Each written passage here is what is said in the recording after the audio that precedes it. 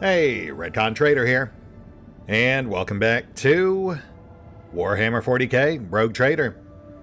As today, we head into the Palace of the Mind's Eye and find out what dreams are made of. And, you know, in doing so, hopefully paint a clearer picture. Oh, but before we do, I have also had multiple viewers suggest that we let Yurliette tag along on this one. So yeah, that's actually an easy swap-in. I've actually got her, Solo, Ulfar, and technically Adira all set up so they're easily interchangeable. Slightly trickier with Argenta, Heinrichs, and Jai, but you know, we'll worry about that when it comes up. That said, let's see what we've got. Oh, right, yeah, okay, well, I mean, I see why people wanted me to bring Yurliette now. Which I guess does confirm my speculation about Tisiphone experimenting with Aeldari tech. That thing in back certainly looks like a giant soulstone.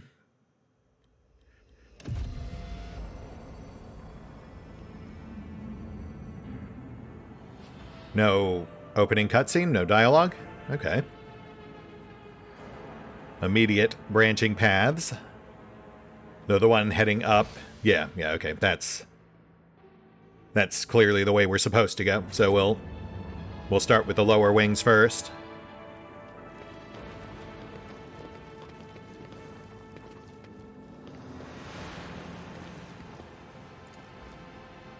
There is a barely noticeable imprint of a long, clawed hand on the broken cogitator screen. Right?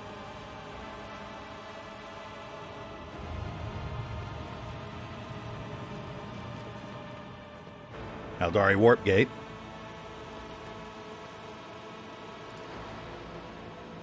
The Aeldari Sanctum is blemished by human presence. In their pursuit of ancient secrets, the navigators had no qualms about filling the ruins with machinery and supplies. Always keep your eye on the prize. See what's going on over here.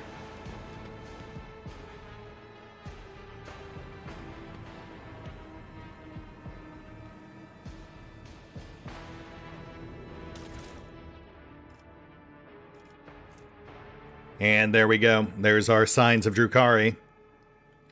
Some elite Drukhari marksman gloves.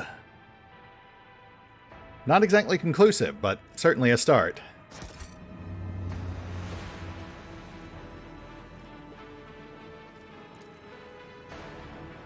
The Exsellsior navigators left no stone unturned in this Aeldari temple. It is as if they were looking for something that they just could not find. Interesting.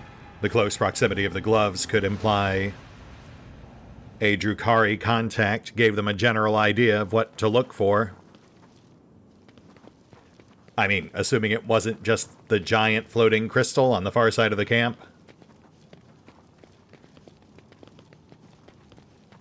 Oh, here we go. Some actual context. Yes, please. Decayed pages.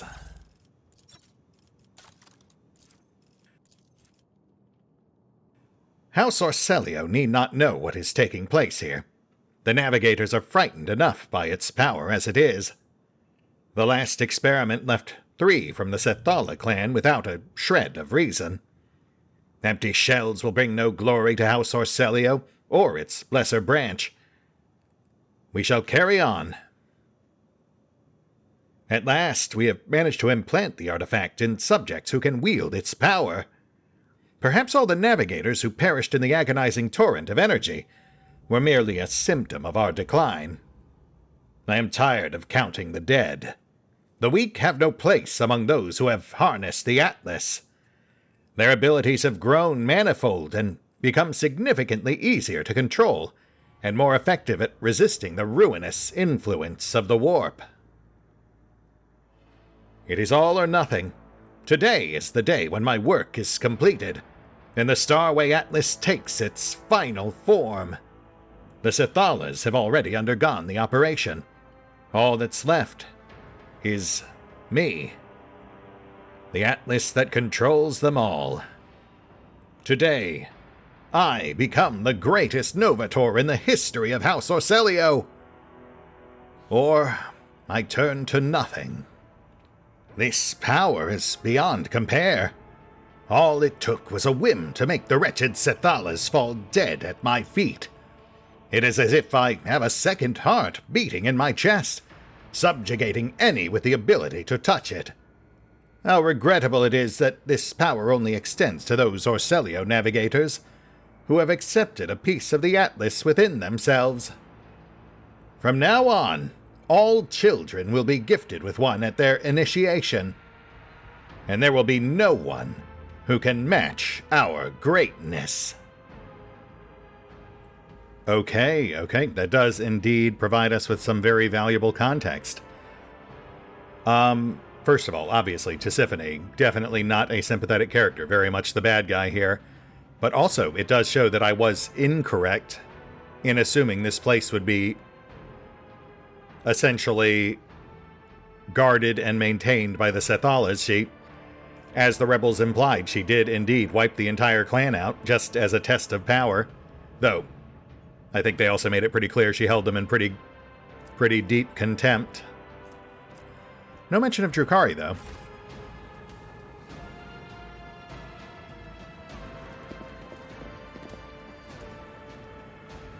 The heart of the Navigator's camp. This is where Tisiphone Orselio performed her experiments, hundreds of years ago.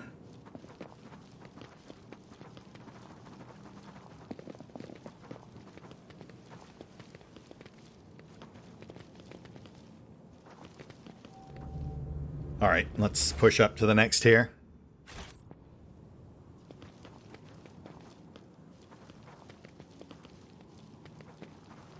One day, I shall remind Drivestem that he was ready to bury my family based on some trumped-up charges.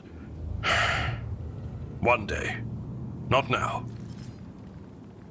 Grimy colors swirl around your words, Abalos. Do not let another's poison pollute your soul. This is not like you at all. Intriguing. Was that normal banter, or was that specific to this location? Let us not dawdle. If Abby is indeed acting out of character, that might imply this place is having an impact on our emotions. Which would make sense, given the empathic nature of Cassia's powers. Someone removed the data crypt from this dead machine to keep the house's secrets safe and leave no information about the experiments that took place here.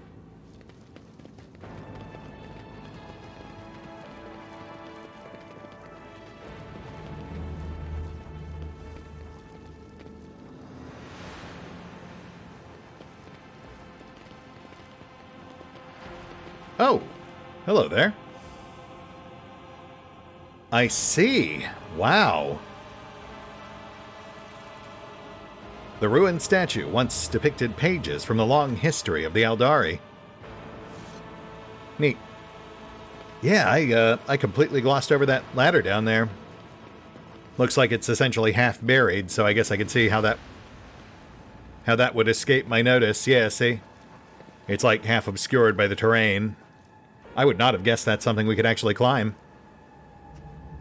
If not for the demo check just past it.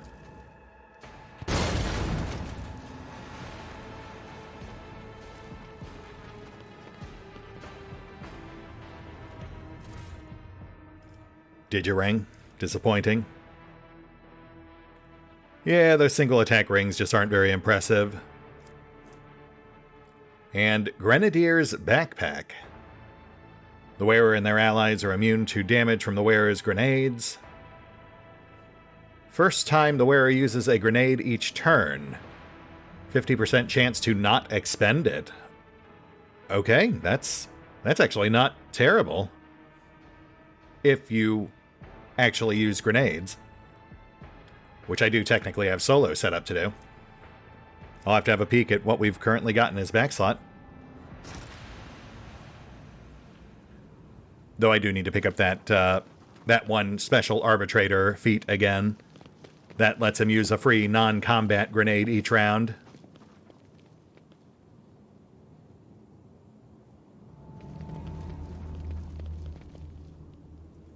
And we're clear over here.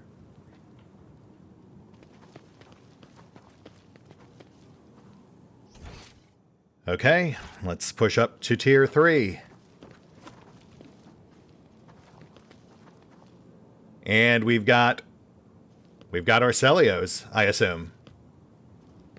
Also, we can see the light effect of the crystal just beyond. Halt, cursed child! We had to ally ourselves with the Xenos once more to stop you. No matter. It is a small price to pay for the liberation of House Orselio from the chains of tyranny.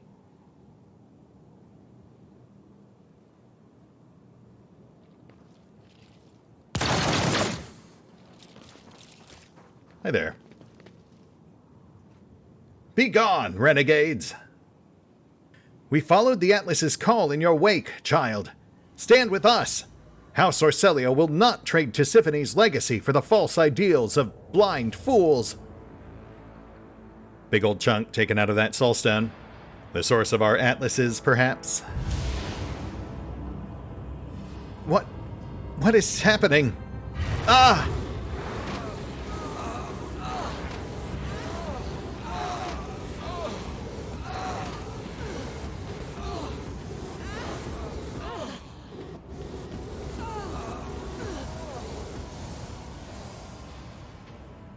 And we've got Harlequins. Damn Xenos. This was not the bargain we struck. Throne smite you. The Navigator, whose skin is so thin that it reveals the muscles, bones, and innards underneath, clenches his augmented gold jaw in contempt. What is this? The rogue traitor and the traitors to the house have lured the child into a trap set by Xenos? I wish my eyes were deceiving me, but now I can see clearly that Great Regent Aranto was right to send us after your vessel. The sturdily built woman is armed with a pistol, and yet there are signs of exhaustion in her posture. Her face is hidden behind a gem-encrusted three-eyed mask, and her elaborate Navis Nobilite vestments are stained with dried blood and other evidence of recent combat.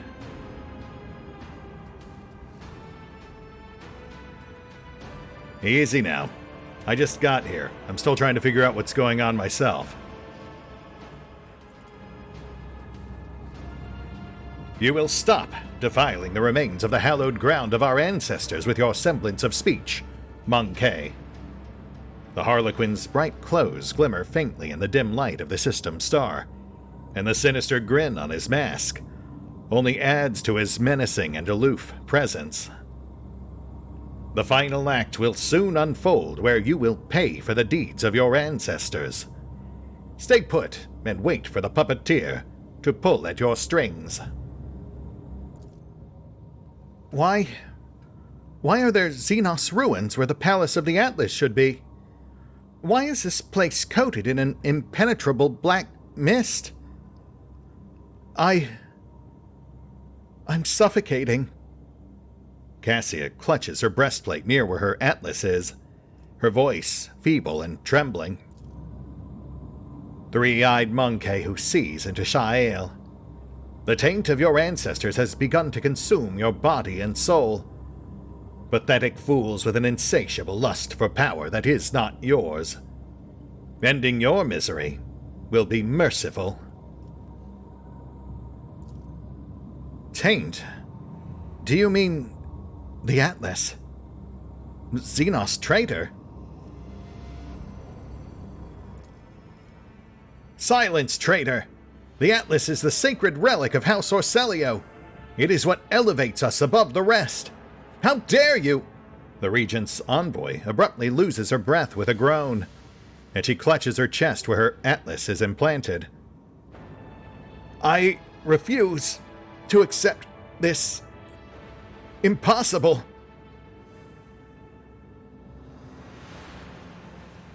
Look, we don't have to kill each other. We're just here for answers. What is this place? We call planets such as this one Crone Worlds.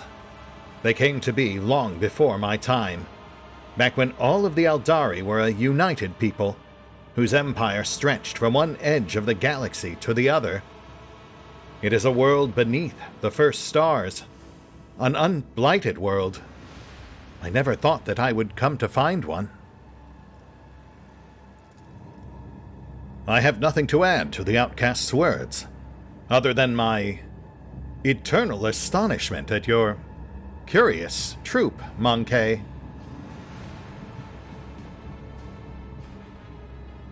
Well, I'm always happy to a mutual satisfaction of curiosity. What can you tell me about your taint? Do you not see it? The Harlequin's voice booms throughout the ruined temple. When you, Monkey, discovered this Crone world, you tainted it with your crude technology, despoiled it of its relics, ruined all there was to the last stone. But worst of all, you sullied the souls of our ancestors, reposed in their sacred vessel, the spirit monolith. He points his thin finger at the remarkable crystal floating behind his back, and the Harlequins around you tighten the grips on their weapons. Like a sea of bottomless blue. Cassia looks around her with a stunned expression, her gaze shifting from one Xenos to another. I did not know that living things could exude such saturated hues. I wish I could paint this ocean a different color. The enormous translucent stone shares a strange resonance with this place. You can sense the energy emanating from it. Mysterious, restless, coagulated. It resembles a giant heart that has been plucked out of its owner's chest. Its crystal clarity is pierced by hundreds of dark veins that have taken root within like a terrible illness. Tisiphone's experiments. Tell me, what exactly did House Orselio do to this spirit monolith? The experiments? Cassia covers her mouth in horror. This is where she conducted her experiments. Tisiphone. No, it is not possible. To consort with Xenos is to violate the word of the God Emperor. It is known to all that Tisiphone Orselio executed anyone who showed any interest in the enemies of humanity. Well, yeah, because she wanted a monopoly on the xenotech. She wasn't about to give up her unfair advantage. Is that so? Then why is it that every piece of metal or fabric in this place bears our house's coat of arms? Open your eyes. Quiet.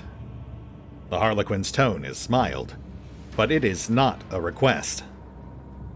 I am unsurprised that the truth is hidden from your gazes, three-eyed monkey who see into Shael. I realized it the moment I met the first of you, wretched, begging us to help you destroy your own kin. I sensed it within you, our ancestors' call, their pleas, their endless torment. I knew that what you found was a Crone world, and I humbly waited for the day you would lead me to it. What is the meaning behind your words, Athair, Troop Master? You know the answer already, Outcast. You have always known. Juliet? Talk to me. Juliet glowers at Cassia. So that is why your presence makes my soul shrink to the size of a river pearl, and my throat choke in a collar of thorns. That is why your words seep into my soul like poison, leaving wounds that will not heal. There is a shard of the spirit monolith inside you, monkey. Twisted, perverted, invigorating you by making my ancestors suffer. Alas, you are right, outcast. The ancestors of the three-eyed monkey sought to command the power of the spirit monolith, and yet they suffered failure time and again. Eventually, they discovered a way to harness this power. A terrible way. Torturous and unforgivable. They shattered the monolith into many shards and weakened the souls within. And then, the Harlequin trembles with fury. Then they place the shards of the spirit monolith inside their bodies to empower their abilities. I never wished to learn such harsh truths about my own house. Cassia buries her face in her hands, and you feel waves of despair spreading from her lithe frame, which suddenly appears as fragile as glass.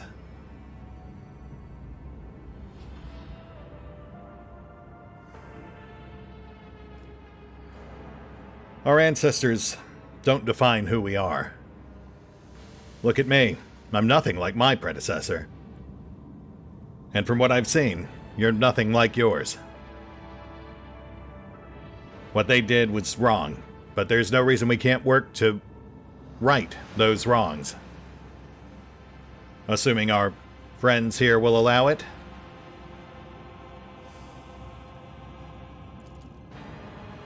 You say that only because you wish to soothe me. She smiles faintly.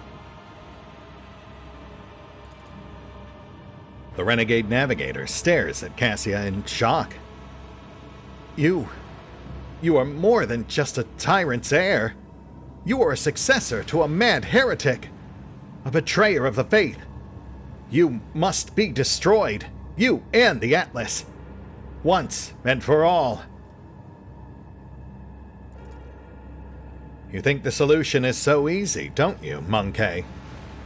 When you die, your souls become captives inside the spirit monolith. This process is deranging for our ancestors, who have served as the monolith's guardians for aeons. It is equally agonizing to the souls of your dead.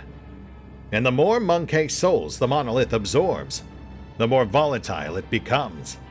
The Eldari and the monkey have spent many a dance battling for supremacy within the monolith, and its integrity is waning.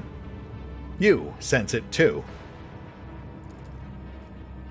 The only way to free our ancestors from the pain is to separate the monkey taint from the spirit monolith. My troop is here to perform just that.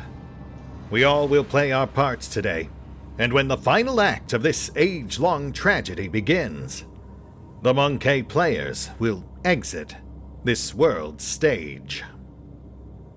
Sinister shadows dance on the Harlequin's mask as he draws an unknown device from his sleeve. Well, I certainly don't like the sound of that. Though I do also imagine that we're going to have to fight someone before this is all over.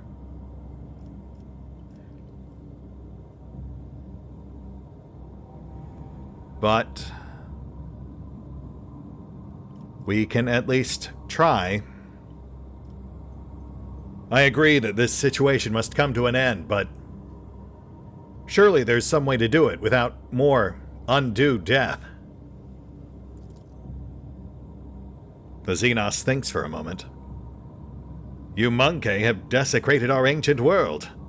I see no reason to assist you with the final dance.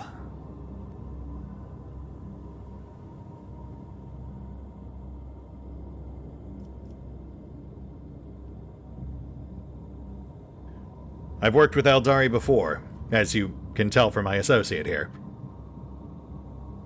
Help me save the navigators, and you'll have gained yourself a powerful ally. Both myself and, by extension, House Orselio.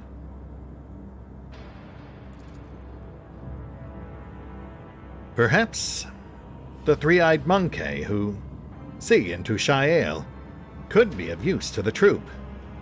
They do not fear the realm of she who thirsts.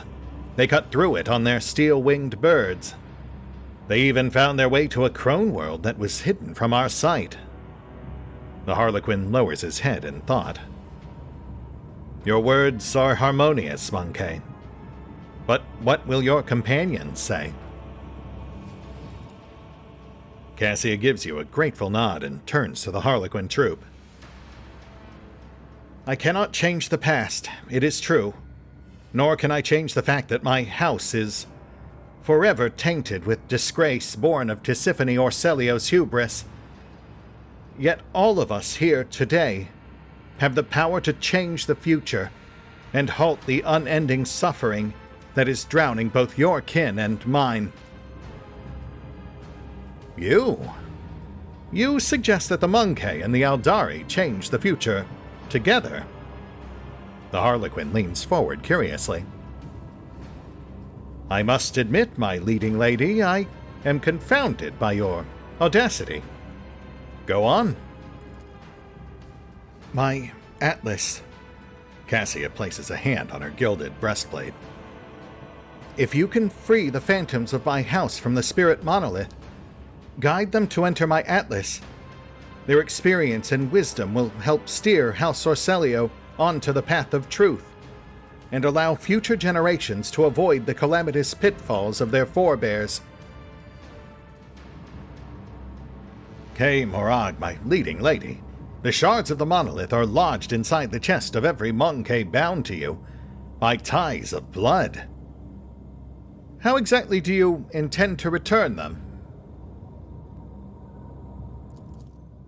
I shall use the atlas to sever my subject's connection to the spirit monolith, and then I shall extract its shards from every navigator of House Orselio. This artifact is implanted at birth, but that does not mean that the ritual cannot be reversed. I witnessed its creation through Tisiphone's eyes in my visions.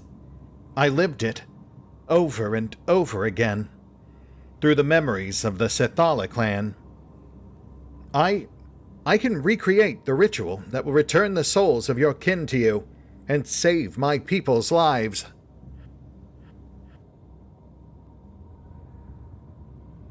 Oh, interesting. We have a romance option there. To encourage her to discard all of her responsibilities to turn her back on House Orselio. To pursue love instead.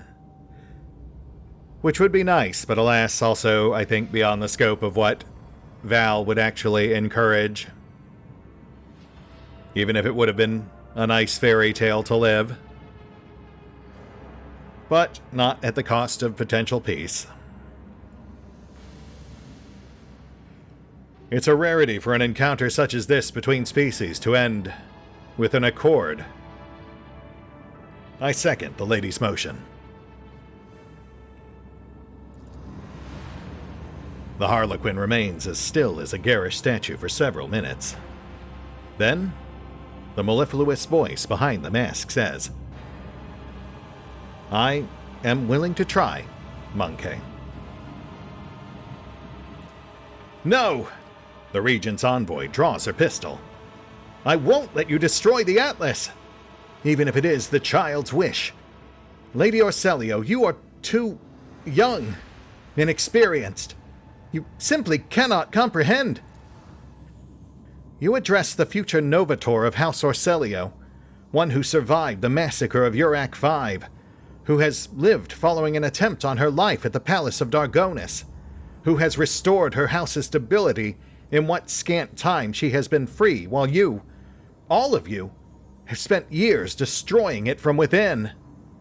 You address one who has passed through the tempest of the Sea of Souls to the true Atlas as a rogue trader's ally. Yet still you call me unworthy, don't you? Young? Inexperienced? Kneel before me, and I shall forgive you your insolence. Okay, Cass, loving the new confidence. Just maybe take it down like a touch. House Orselio was always loyal to Novator Tisiphone. Henceforth it will be loyal to her successor, even if you see fit to lead us down a different path, my lady. The navigator's voice trembles with reverence. Wow, okay. Are you done with your performance, Monkey? Then stand aside and do not interrupt.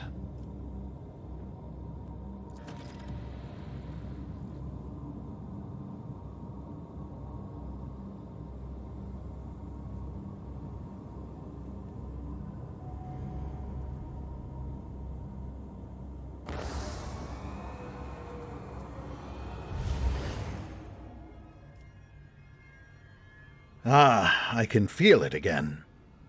The tranquility. The ancestral souls have found peace, and corruption no longer endangers the monolith or this world. The Harlequin's narrow shoulders now look completely relaxed. Remember our agreement, Cassia Orselio. We will soon meet in this place again, so that you can give us the shards. And now, be gone from our world, Monkey.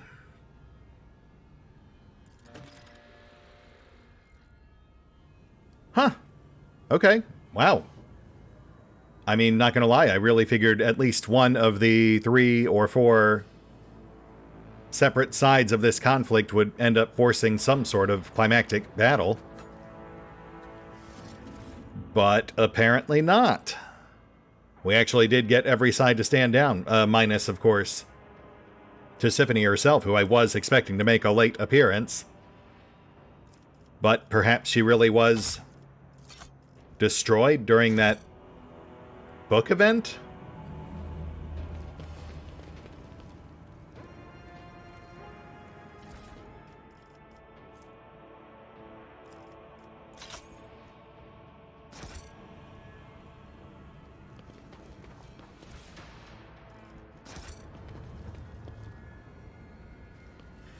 You have played your part well, Elentak.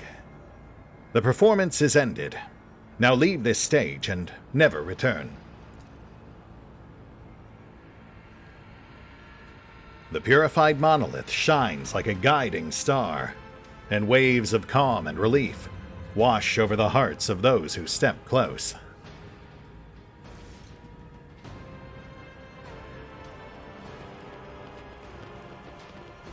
Keep your wits about you.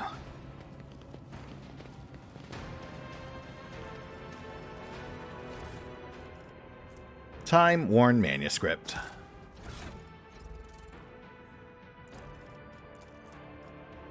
There was a time when I believed that I would lead my house to prosperity. In truth, fortune and blessings have long since been passing us by, as if the Coronis Expanse itself is trying to oust the Orselio children from its bounds. If nothing changes in the near future, all of us will wither like night flowers at dawn, or perhaps face our ultimate fall. Upon my word, the Sea of Souls itself must favor me. During the last jump, I saw into the eye of a vicious storm. Within it, amid the ruins of a Xenos world, was a treasure, mighty and dangerous, not unlike our own power. And I found a way to reach it. I drive away the memory of our journey and the cost that our house suffered. The ritual alone was... no matter. The goal will be worth the price.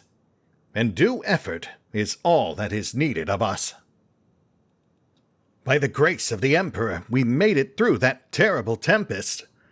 However, the Eldari ruins appear to have dampened the crew's spirits. Those pitiful commoners talk too much. Tensions in the camp are rising. I should cut out the tongues of those who witnessed the first experiments. This information cannot be allowed to reach the ship. No, not just them. I shall have the Sethala clan dock the tongue of every lowborn. Right, which I guess does pretty definitively rule out Drukhari involvement. I mean, I suppose we could still have a late act twist, but at this point it seems unlikely. According to the faded glyphs, the statue depicts an Eldari hero who created 100 worlds and twice as many stars.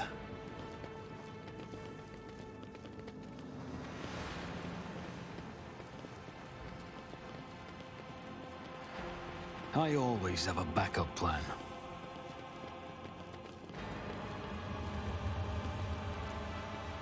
This Explorer tool is blessed with multifunctionality. This was once a piece of an altar that the ancient Eldari used for some long-forgotten ritual.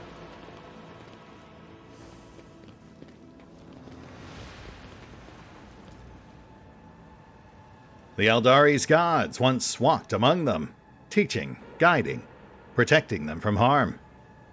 There were no boundaries between mortal creatures and their patrons. Hey, there we go. Yeah, I thought that looked slightly conspicuous. Open Soul Pendant. The first use of each navigator power in combat costs 1 AP less. I mean, that's definitely not bad if it's once per power. And Staff of Orselio Novator. Castigating 10, infusing 6. Fairly chunky stat boost. No devastating. Though, admittedly, we don't really tend to use devastating all that much anyway. That's a maybe. I'll have to do a side-by-side comparison. Decide which bonuses I prefer. And I think that's it, at least at first glance. Though, yeah, you know what? Let me just go ahead and tap the quick save button. I'll give this place a proper going over off screen just to make sure we didn't miss anything, but for now, let's head on back to the ship. Have our follow-up with Cass. So I was right in some regards. Tisiphone was obviously a bad guy. She used a fusion of Terran and Eldari tech to create the Starway Atlas as part of a power play and a grab for immortality, essentially creating Cassia, propping her up as her heir, to just create a future host body for her to inhabit. I was wrong, however, about the Sithalas who were in fact killed. They were an expendable loose end once the experiments were complete. And I was wrong about Drukhari involvement, or so it would seem. I guess the gloves were really just a fluke. Though I do still feel like there is some overlap between Orselio's genetic experiments and the sort of thing we saw Tervantius doing as well. Oh, how nice of you to grace me with your presence. I was just thinking back to our journey to the Palace of the Atlas. That is, to the world of Xenos. Remembering that most reckless act has enveloped my mind in a whole palette of hues. But when I think of the great risk you took for House Orselio's and my own sake, an azure shawl instantly descends on my shoulders, and amber sparks flash inside my soul. Please accept my sincerest gratitude. Wow, I've got to say, it's nice hearing Cassia sound legitimately happy. So that's it, I guess? You're now officially head of House Orselio? You of all people should know that succession is a lengthy and tiresome process. While my entire house is busy preparing for a grand council at which I am to ceremonially inherit the late Tisiphone's title, I have decided to remain by your side, to relish just a little more of this carefree liberty. For as soon as I am summoned to do my duty, we must say our farewells. Yeah, I was afraid of that, but I also accept it, I suppose.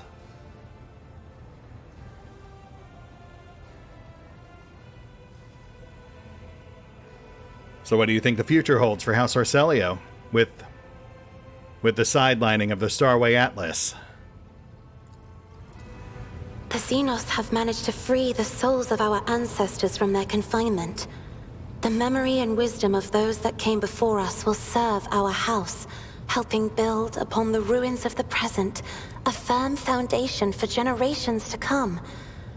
I believe in that, as I believe in the divine light of the Emperor Cassia touches her breastplate where the atlas is located.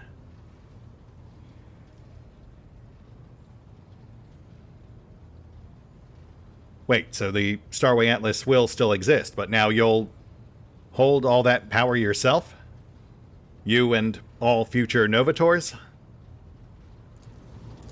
I suppose so, if by power you mean priceless knowledge. As for the special powers granted by the Xenos souls, the navigators of House Exsellsior will once again have to contend with their own bodily and spiritual limitations.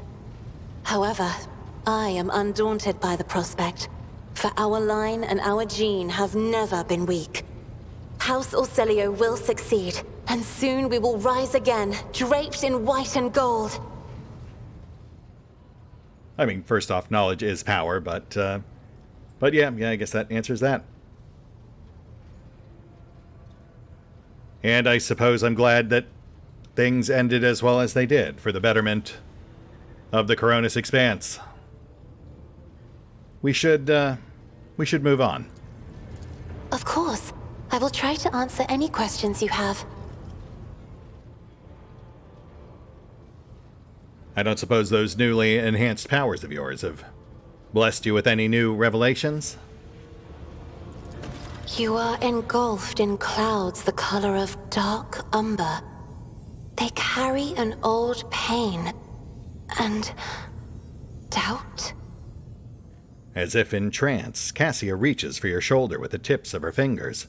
A strange feeling of relief comes over you, as if your lungs have fully opened, allowing you to take a deep breath for the first time in ages. The young woman notices your expression and jerks away, frightened.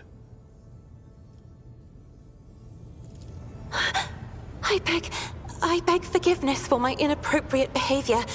When I see such oppressive colors, I immediately want to paint them a different hue, to disperse them. I already mentioned I cannot control it, except this time, I thought I would be able to, for whatever reason. Ooh, interesting. That feels like it's something that should have fired earlier in the campaign. In fact, I think we got a very similar interaction during one of our visits to our office.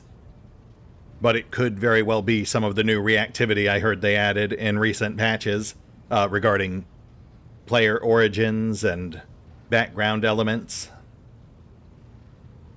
No, it's fine. Thank you. She shyly smooths her already perfect hair. All right, I guess that's that then. I'll leave you to it. I have enjoyed your company.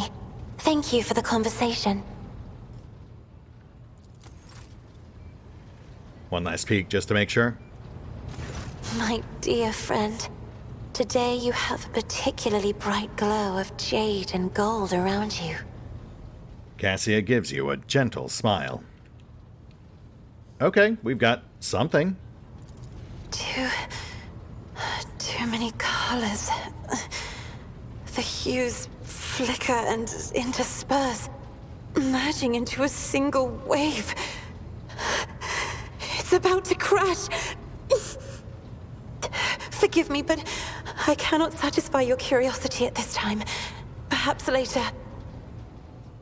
The Lady Navigator presses her hands to her eyes, as if to shield them from the light of a burning star. Got it. I have enjoyed your company. Thank you for the conversation. Yeah, I'm guessing that's just her normal default. I don't have any more visions to impart sort of message. We just never triggered it before, because she always had something new for us. Okay, yeah, I guess that does bring us to a good place to call it.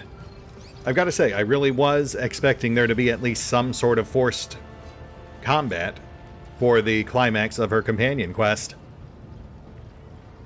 At the very least, a token appearance from Tisiphone for one last-ditch effort to stop us from thwarting her plans. That said, I don't think I really mind. I mean, to a certain extent, it's also possible that we influence things to allow for this actual, seemingly good ending to her quest. Or at least as good, quote-unquote, as you can expect in the grimdark future. It may have not just stemmed from our decisions there, but also our decisions in past events. You know, we spared the previous rebels that we could. We saved Regent Taranto's life. We allied with other Aldari we encountered, including, of course, Yurliet, whom we did keep alive despite her inadvertent betrayal back in Act 3. So it's possible if we had not done all those things, that things may have ended up ending much worse. Those who've actually played the game themselves will have to let me know in the comments down below, you know, how things played out when they ended up being confronted by Althair? Was that his name? Althair? The leader of the troop. He was only name dropped by Yurliet, I think. Unless that wasn't even his name. Perhaps it was just like a title or something.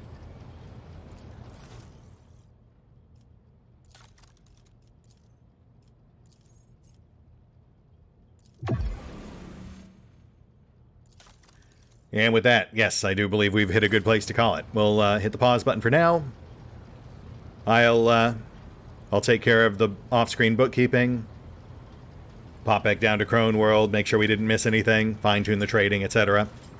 And we will pick up here next time, as I guess we figure out our next move. See you then.